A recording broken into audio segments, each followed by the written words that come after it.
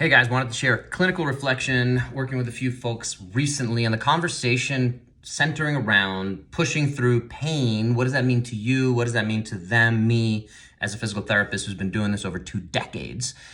So the big thing there is pain science. Very complicated. Any physios or chiros or neuroscientists who might catch this might have a lot more to say.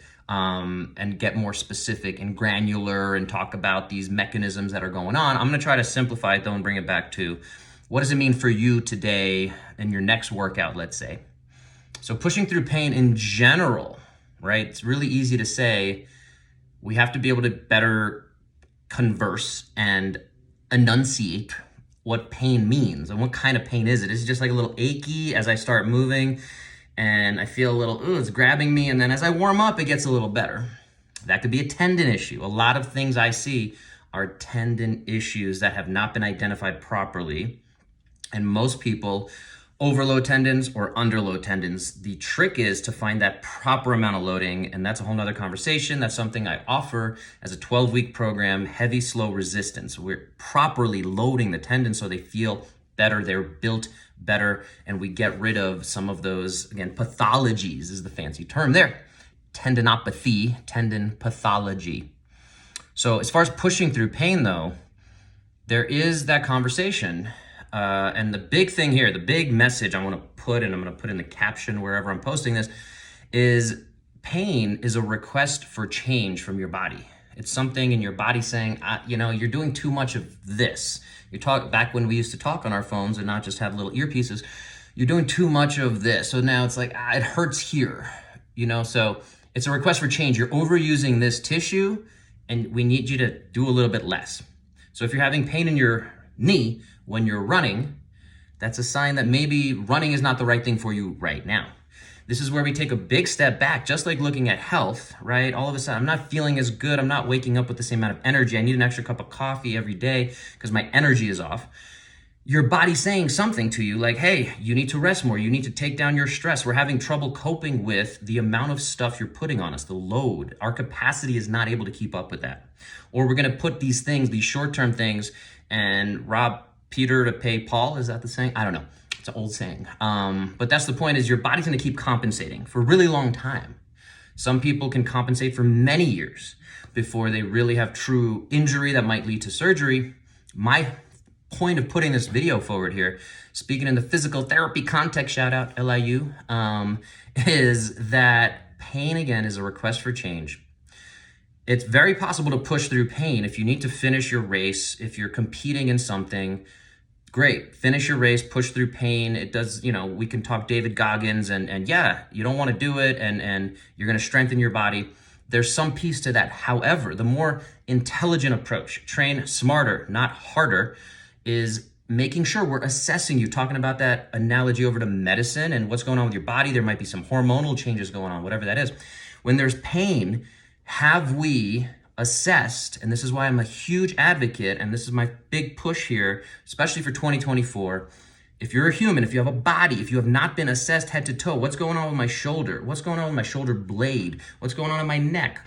The whole gamut, the whole chain, up and down, whatever those little aches and pains are, if we can assess how you're moving, we do a 21-point checkup, just like we do with your car, and we take that, and then we say, hey, this tightness in your right hip, which might be coming from some injury you had, is possibly leading to some of that achiness in your back pain. And so when you're doing some press overhead, you might be compensating. You might not be even.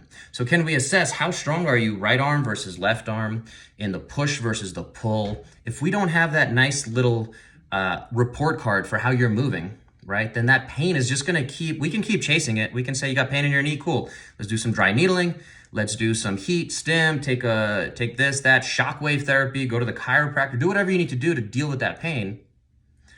But if we're not addressing that root cause, which I know most of us, it's hard to chase that. There's no solid concept there. But again, I can tell you definitively here, one-on-one, wherever you're watching this, if you made it this far, is if you sit down and you address your pain, and that might take you a few weeks, it might take you a year to really address those imbalances.